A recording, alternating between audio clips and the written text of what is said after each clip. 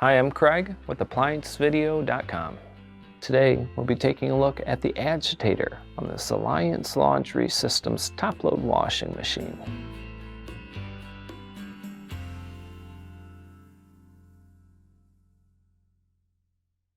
Stop. Before beginning any repair, always be sure to disconnect the power to the appliance. It is also recommended to test the outlet for the proper voltage. Remember to also turn off the water. The main reasons why you'd be replacing your agitator is if it is stripped inside, causing it to not agitate, or it could be damaged on the outside, causing clothes to get damaged. Now, click on the link below to view this repair video. ApplianceVideo.com guides you step by step, giving you the confidence to avoid recalls and callbacks, also saving time on repairs.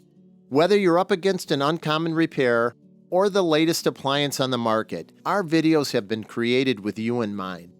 Our growing library of videos have been produced using our factory-certified technicians who have extensive infield experience over the past 30 years.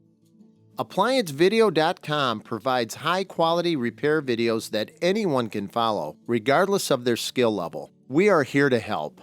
Click on the link below to view this repair video and let us help you do it right the first time.